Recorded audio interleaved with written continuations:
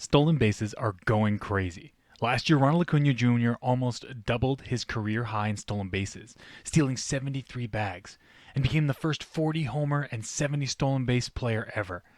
This year, Shohei Ohtani just became the sixth player to join the 40-40 club, and the first ever 50-50 player in history, despite his previous high in stolen bases being just 26. As a league, the 2023 and 2024 seasons mark the highest stolen base totals since 1987. And really, since we've recorded stolen bases. Hi, I'm Bradley Woodrum, economist, baseball analyst, and technically award-winning poet.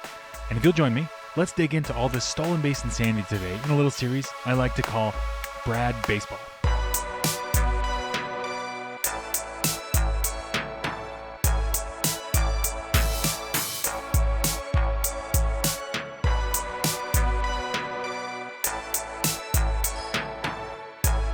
Under the leadership of longtime baseball executive turned rules guru Theo Epstein, MLB instituted some of its most dramatic rule changes heading into the 2023 season.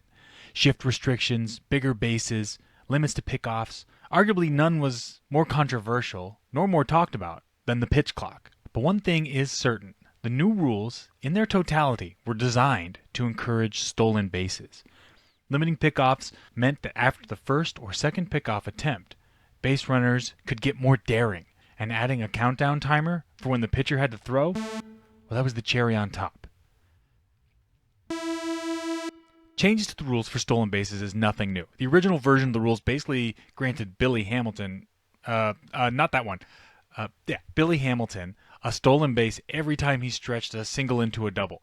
After 1901, the rules changed to trim out events like advancing on a fielder's choice getting you a stolen base or stealing second base during a double steal attempt when the lead runner was actually called out. That used to be a stolen base for the trail runner. These weird initial rules put sepia-toned Billy Hamilton in possession of a lot of stolen base records, but we really care more about the modern version of baseball.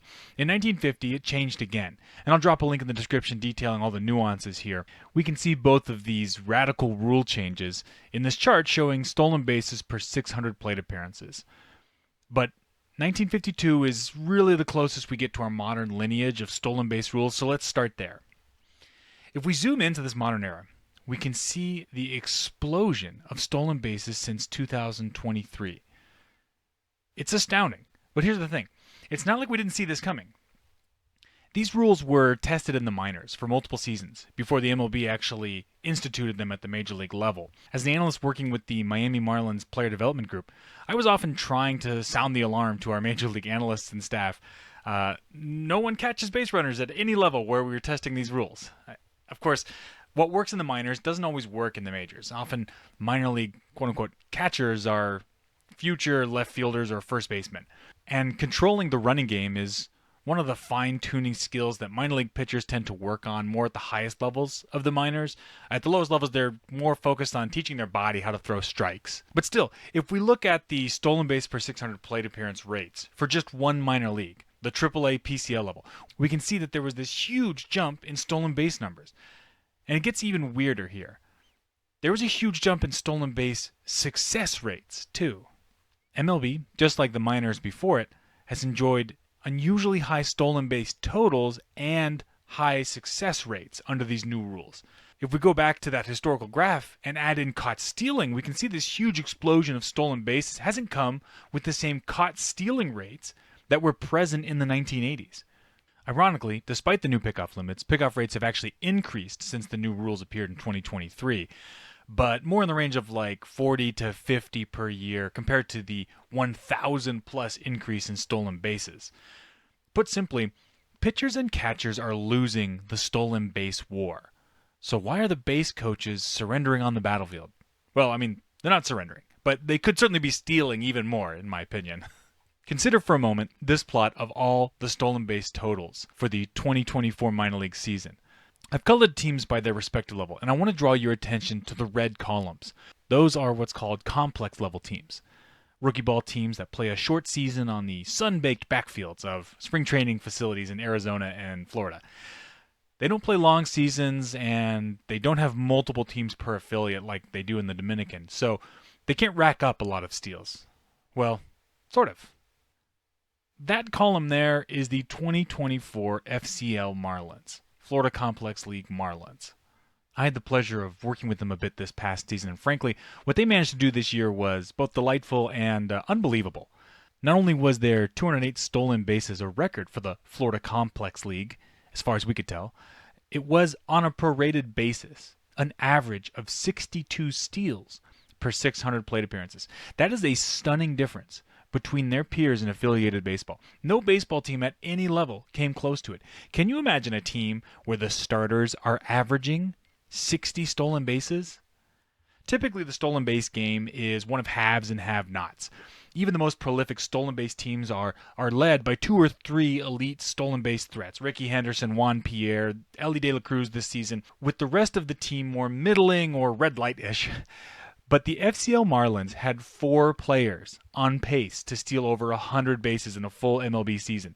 Only the catchers were prorated to steal less than 20 stolen bases in a full MLB season. How did they do it? Well, first off, it's essential to reiterate the quality of both catchers and pitchers at this level. Few pitchers have polished pickoff moves, and the vast majority of catchers in rookie ball are not going to reach the majors. And among those that do, very few are going to actually do so as catchers. And among those that reach the majors and stay at catcher, well, they aren't finished products either. They have a lot to improve between their rookie ball season and what they're going to do by the time they're major league catchers. But with that said, the FCL Marlins still had an incredible running game. Consider again how far removed they were from their complex league peers. As far as I understand it, the biggest catalyst for this production was the sort of side game that was being played, where players were awarded points and financial incentives for various in-game accomplishments. So one of the biggest point getters being stolen bases. The net result was a team that had pretty much every player attempting a steal at every opportunity. You get on base? Well, heck, that's a chance for 2 more steals. As an aside, I get, by the way, 0 credit for what the FCL Marlins accomplished in 2024. I obviously was aware of it and delighted it was happening, and I was in regular communication with the staff there, but the whole season belongs to the head of player development, Rachel Balkovec, the coaches, the analysts, and the players on that team. The timeline of my stolen base proselytization doesn't sync up with their excellent performance, so wish I could take credit for that one, but I can't. We might suspect that the lack of surprise, the near certainty of their stolen base attempts in the FCL would undermine the success rate, but it didn't. In years past, it might have, but with pitchers only allowed effectively 2 pickoff throws, they simply could not keep runners still. The FCL Marlins did not have an above average on base percentage. They didn't have an above average slugging. Their team WRC plus was 93. In fact, they played on Field 2 of the Jupiter Spring Training Complex. This is Field 2, a satellite picture of it. And every day, without fail, the winds howl in from center field and kill every single fly ball. It's hard to hit on Field 2. And despite all that, their team scored over 300 runs, 6th most out of the 15 Complex League teams, and by far the most in their division. In part because of an excellent young pitching staff, but also in part because they could squeeze a lot of offense out of an otherwise pretty mediocre hitting performance, they led the Complex League in run differential. But Field 2's troubles merit some further discussion. When your team hits homers and doubles, the cost-benefit ratio of stolen bases changes dramatically. One of my favorite articles among those I wrote at Fangraphs, The Changing Caught-Stealing Calculus, digs into this idea. While I cringe at the ridiculous writing style of a younger me, a more obnoxious me, I can't help but revisit that article a few times every year. I'll leave a link in the description below, but essentially what I found is that the historical run values of stolen bases and caught stealings were tied to league home run rates. I guess we should take a moment here to define run values. A quick summary version is this. Run values answer the question, how many runs, on average, during the rest of an inning does your team score after a stolen base? The answer to that question, achievable through some nifty and reasonably simple SQL query writing, gives us a run value of stolen bases. Likewise, we can see how caught stealing can cause a team to score fewer runs than the average inning. If you're not keen to build your own play-by-play database, then you can use the Fangraphs Guts page. It's an excellent resource that shows the underlying numbers for a lot of their calculations. All you need to do is take their run SB and run CS numbers and divide them by the Woba scale column, and with that you can find out where the break-even point is in stolen base rates. The break-even rate is the success rate you need to have as a runner to be actually creating value for your offense. If it's, say, the year 2000, and your team happens to be playing in the pre-Humidor Colorado Rockies Stadium, you better well be very certain that your stolen base attempt is going to be successful, because everybody, including the hot dog vendors in the outfield, are in scoring position. Well, what about when the Rockies were playing at Dodger Stadium? How should they change their game in a pitcher's park? And frankly, I say that they needed to be certain that a stolen base was going to be successful, but how certain? Am I talking 80%, 90%? We can use the data here to put a number to that. We can pair the annual break-even rates with the historic home run rates and find a strong relationship between those two simple factors. Actually, if we use slugging average, which I hadn't thought of using when I originally wrote that article, it actually is an even more strong relationship because it includes doubles and triples. And we can see there's a relationship between power and the efficacy of a stolen base. They've been paired meaningfully for a long time, maybe if not consciously, certainly mathematically. And what do I mean by consciously? Well, frankly, managers appear to be a bit more risk averse, in the major leagues at least, when it comes to steals. According to these calculations, teams can add value with just a 67% success rate, so 2 out of 3 times. That's the break-even point according to the current slugging of Major League Baseball. But instead, the league as a whole is averaging 79%. They're playing it too safe, and that's just with league averages. If you're a team that, say, has one of the lowest slugging averages, like the Los Angeles Angels, the Pittsburgh Pirates, or the Tampa Bay Rays, who are all in the neighborhood of a 370 slugging, then mathematically speaking, you can still add runs to the scoreboard on average by just getting above a 65% stolen base rate. Those teams on average have a 78% success rate in reality. This comes back to the rule change we discussed at the beginning of the video.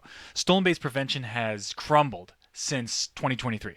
Not only are attempts up, not only are success rates up, but the class of player that is finding success has changed. My guy Jesus Sanchez, with a 46th percentile sprint speed from StatCast, has stolen 14 bases in 2024, and he's only been caught twice. Jose Altuve, at a 45th percentile sprint speed, has 22 steals against 7 caught stealing. It's his highest stolen base total since 2017. 2017! 2017! That's when Harry Styles released his first post-One Direction album. 2017, guys. This chart shows the stolen base totals for players and their StatCast sprint speeds. Stealing a base is correlated with overall speed. Obviously, speed helps when the biggest part of stealing a base is running in a straight line.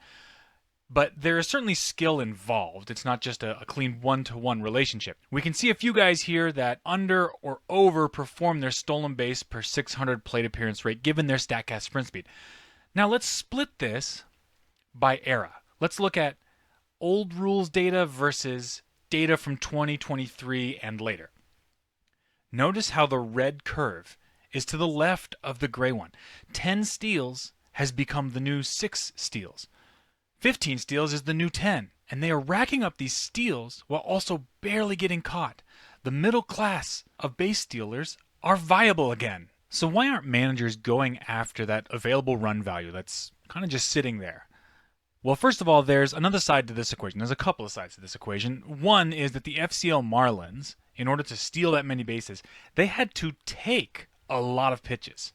It's okay in the FCL because the strike rate is so low. But in the majors, especially if you know a team is heavy on the running game, it's a lot easier for teams to get ahead with early count strikes. And I say early count because it's really hard to steal bases and hit while there's 2 strikes. The majority of steals occur within the first 3 pitches of the plate appearance. But once you get to a 2-strike count, the batter is likely going to have to swing and foul more balls off, and they don't have strikes to give anymore. It's certainly possible for a a runner to zerp second base while the pitcher is picking his nose or something, but that's a rarity. More often than not, a stolen base costs at least one pitch. Runners are looking for breaking ball or changeup counts or situations, as those are often pitches that are in the dirt and harder for catchers to turn around to an infielder for a tag. But the game theory component here is massive. If a team starts stealing way more than the league average, do opposing teams just fill the strike zone with fastballs? And then if you're the stealing team, do you start swinging more to take advantage of the most damageable pitch now being a lot more common? And once you start doing that, are stolen bases actually worth that much anymore? Because you're now damaging the ball, you're getting the extra bases, and by that logic we laid out above, no, you need to pump the brakes now because stolen bases are less valuable if you're hitting doubles and triples and homers. So there is a strange equilibrium that develops at the major leagues. Teams know which of their opponents are going to try to run, and they cater pitch calling and reliever usage to mitigate these risks. But that equilibrium appears to be much higher than the break-even point dictated by the actual run values. Now, of course, there's also the injury component to this discussion. It is a lot easier to ask 19-year-old players with their bones, mostly composed of rubber and testosterone, to steal 100 bases. But are you willing to send your $40 million per season 30-year-old superstar headlong into second base 50 times a year? Obviously, Shohei Ohtani is only paid $2 million a year, so this doesn't apply to him. But Ronald Acuna Jr., on the other hand, stole 72 bases last year under those new rules, and then he injured his knee running the bases this season. It's not certain if those are connected directly, but injuries on the base paths were a major factor when MLB pushed for universal designated hitters. It is a known phenomena that you can hurt your little, bird bones running the bases, so it's important to keep in mind there is an injury component to all of this. Given these risks, yes, the injury risks, but also the game theory risks, is it possible that MLB teams are operating efficiently in stolen bases? Yes, it is possible. But to me it appears very few teams are, if any. Looking at the slugging-adjusted stolen base break-even rates and the actual stolen base success rates, it suggests to me there's a lot more available in the stolen base game than what's being taken advantage of. The red line here represents a 1-to-1 relationship between your stolen base break-even point and your actual stolen base success rate. Nobody is close to the line. Nobody is even remotely close to their break-even point. The Rockies, who are nearest among the MLB teams, are still 10 percentage points away from a net neutral run game. Moreover, the lesson from the FCL Marlins that hitting the gas pedal doesn't necessarily decrease efficiency suggests that the decline in stolen base efficiency may not be linear. It could very well take a lot of additional stolen base attempts to get closer to that break-even rate. And that is without considering the specific base-out state analysis that suggests, for instance, it's almost never wrong to try to steal third with only one out. And since the typical base runner is not a $40 million player, but rather a 2-WAR decent MLB quality starter, a team is not likely to risk an enormous amount of injury-related performance drop-off if the additional stolen base attempts do in fact increase the injury rates a tick or two. Obviously, I'm touching on hypotheticals and ballparking some injury rates here, but the idea that injuries could completely undermine the value of stolen bases doesn't comport with the reality of what we just saw. Shohei Ohtani, the best player in baseball, racking up the first ever 50-50 season. And if all this stolen base data suggests what I think it suggests, I believe Shohei is not going to be alone in that 50-50 class for too long, or at least I kind of hope not. All right, that's all for Brad Baseball. I hope you enjoyed this content. Please let me know it was worth the time and effort by giving the YouTube algorithm a tasty little treat. It eats organic like buttons and fair trade subscribes. If you like some of the infographics I used in this video, they are available in my Tableau public profile, which I'll also link down there in the description. So until next time, thank you everybody.